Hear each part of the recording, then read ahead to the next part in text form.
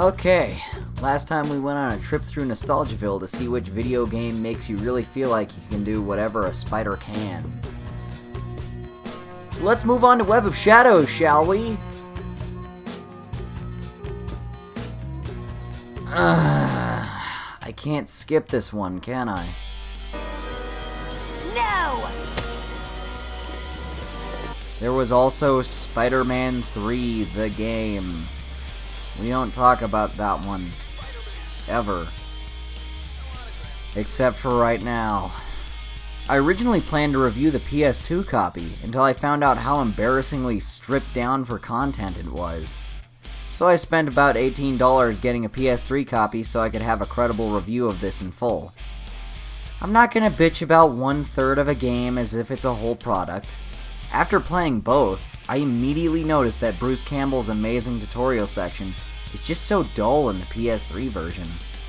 He makes jokes and sarcastic remarks in the other one, but here he's all business. What the hell happened? What would Spider-Man be without his spider powers? I'll tell you, he'd be Man. Is that what you came here to play? Man 3? I don't think so. Now go ahead and crawl up this wall, you know, like Spider-Man. You gotta take care of those bombs. Just crawl up the wall and onto the ceiling. Get it together, Bruce. Be more mean to me. I deserve it. So the first real mission is about learning how to swing and taking Mary Jane on your back. This looks like a terrible dating sim. Next thing, it's gonna have an awkward dialogue tree where if I say all the right things, she'll invite me inside her apartment to kawaii her desu. I don't know what that means. I'm Spider-Man, and you have me swinging through giant spinning heart icons while Mary Jane tells me what to do because Petey's a totally whipped bitch. I want to go even higher! That leads into this cutscene where we introduce the crux of this game's plot. This is the lead up to finding the black suit. Compare this to, Secret Wars. What? And the graphics are nothing short of hilarious. Look at J. Jonah Jameson's face! Good God, it's like a silly Gmod animation, but that's just the actual cutscenes. The character models are hideous. This is mostly going to be complaints about the game, so let me do a quick recap of things I like. One cool thing is you can activate your spider sense, and it's a lot like the detective mode in the Arkham series. Though this one came out first, so it innovated slightly, I guess. The side missions are a little less repetitive and don't piss me off, but anything is a step up from delivering pizzas.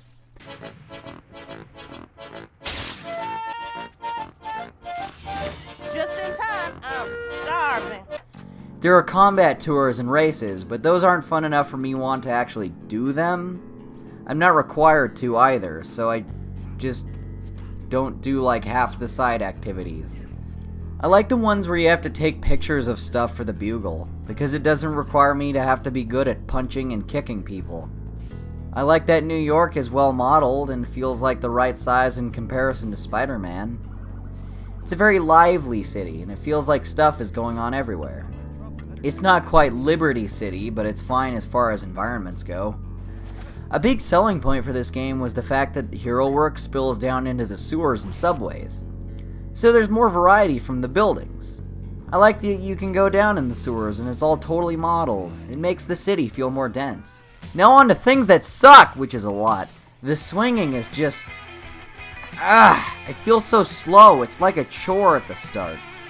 Spider-Man feels too heavy and can't go as fast as he should. Spider-Man, you fat ass. You also can't go up. Holy shit, I just want to go up. Up! Want to be able to gauge the quality of a Spider-Man game? Look for two things. How does Central Park look? How long does it take you to swing all the way to the top of the Empire State Building? Web zips permitted. No wall crawling. Just time it.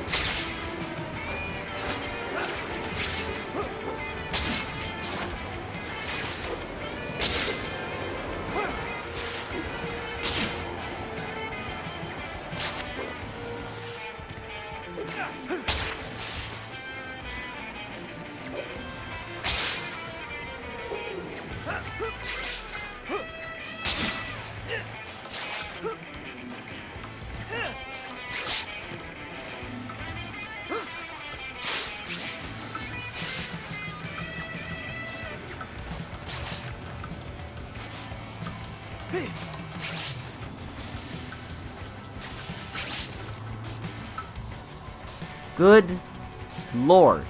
That long. Either way, you start to get the hang of it and it feels a little faster, but it's never fun enough that you just want to do it for fun. You know? It's just something you'll do for travel only. The combat is so aggressively bad. The dodge button is L1 and you have to hold it down for a second to get it to work, which is really hard to hit multiple times in a row and quick enough to avoid split-second attacks. Eventually, you just start using this dumb bullet time mechanic every time for the entire fight. So it isn't about timing your dodges or counterattacks, you know, like strategy or playing the game. It's about entering a mode where you can just not get hit and then you wait for it to wear off so you can use it again right away. No strategy, just button mash, and sometimes Spider-Man will do something cool. Health doesn't regenerate until you beat a mission, so I'll get my ass kicked at the start of one by some ninjas or punk rockers with a stop sign, and I have to keep going with the whole mission before I get more. It's so difficult and tedious, you feel so underpowered, and other times you feel too powerful. It's so unbalanced. Look at me kick this giant monster's ass.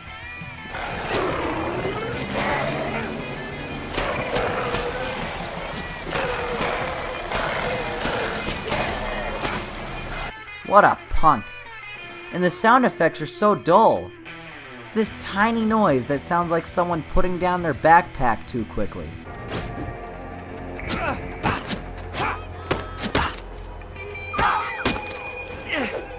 Correlating to hitting someone hard enough to knock them down the street. The combat also doesn't help with the fact that most of these bosses are just terrible. None of them are particularly difficult, but time-consuming. You have to punch Kraven in the face 2,345.6 times before you can activate a cutscene and stop fighting him. This game is giving me carpal tunnel from playing these monotonous mashing sequences over and over. Every boss fight is like this. I can't do anything to phase these guys. Fuck! Just let me get to the credits, damn it!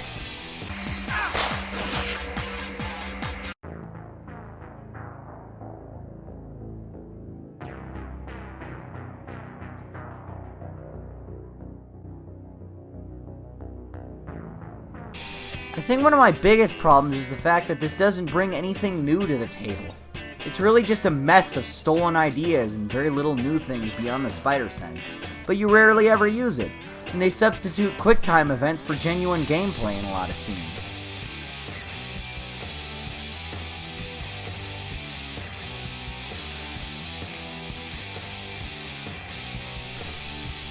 What was the point of this scene? I could have just swung right over. Why did they add that? It's so pointless. That was like 10 hours of work for nothing. Everything either feels unnecessary or like it's been done before. Spider-Man stopping a train with his webs, done it. Fighting tons of lizard people in the sewers, done it. They even ripped off the sound effects of Ultimate Beetle's jetpack for this dumb Unabomber villain. Come on, Harry, let's go find somewhere cooler to fight. This place sucks. Follow me, let's go fight on top of the Empire State Building. Wait, this is hard to categorize. You know what, just... I have a new category of things. A whole bunch of stupid shit. Why are there random lizard people attacks in the city if Dr. Connors is still in his lab at the university? When did he have time to escape and cultivate a mass population of lizard people in the New York sewage system by infecting random citizens and dragging them into the creepy cavernous lair? Not with the big words again. When Spider-Man's taking photos of the fashion show in the park and a random fight breaks out over the biased judge's pick for Miss New York, how does Spider-Man switch into his new costume so quickly, unnoticed?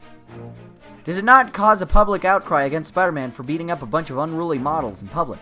Spider-Man for some reason refuses to stop this in-progress heist just to take a few pictures of it like a greedy douche and then says, I'll just fix it later.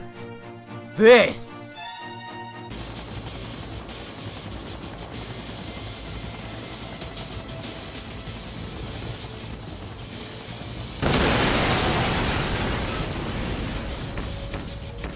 Okay, I need to be stealthy, so I'll land on top of this trolley with a completely translucent outer shell.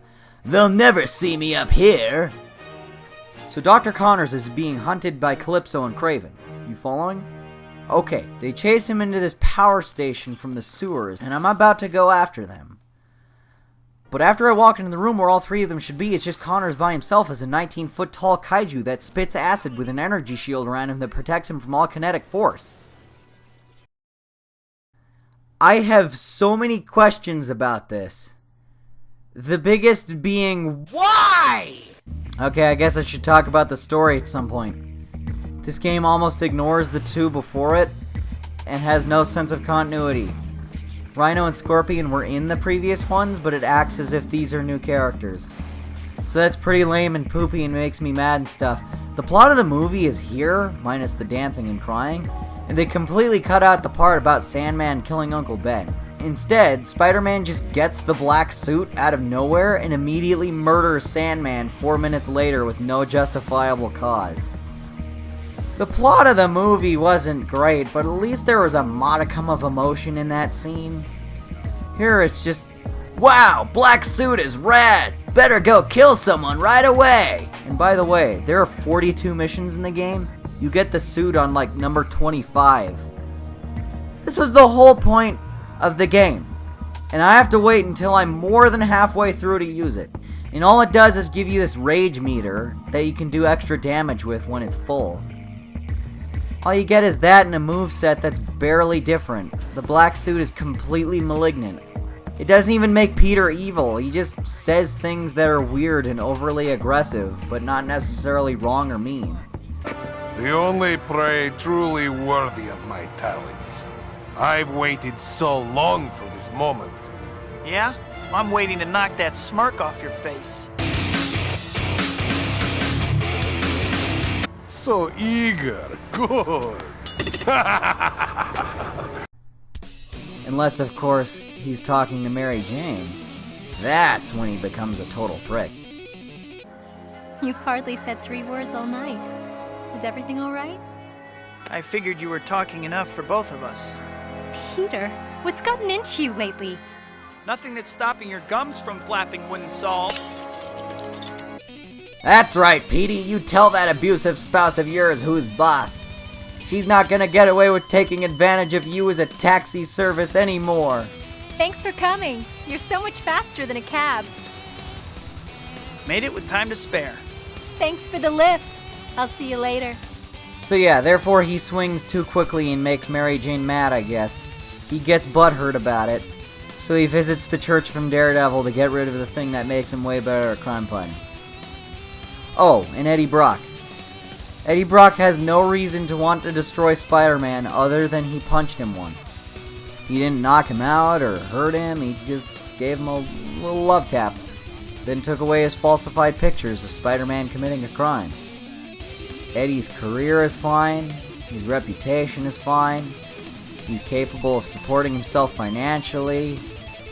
He can even totally get a girlfriend at some point and settle down with a family. He wasn't publicly shamed at all. He was just mildly embarrassed in an alley that no one else was in. Why does he want to hold children hostage in order to get Sandman to support his murder scheme against Spider-Man?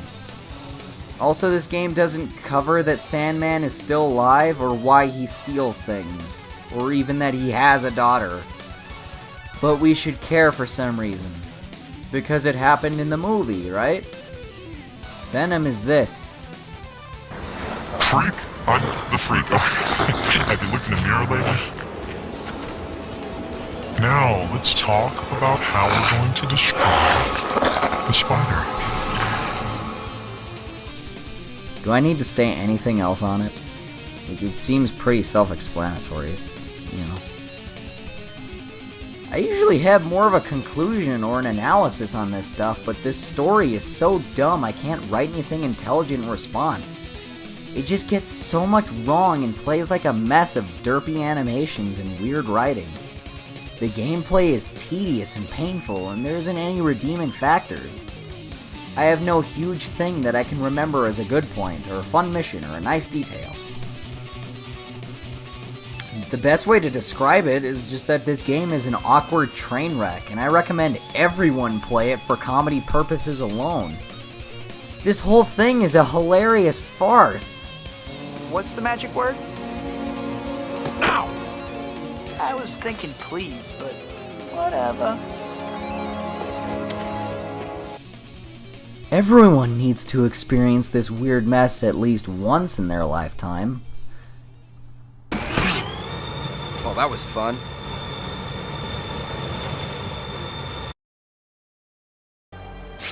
Leave it for the bomb squad. Yeah, whatever. From now on, I am the bomb squad.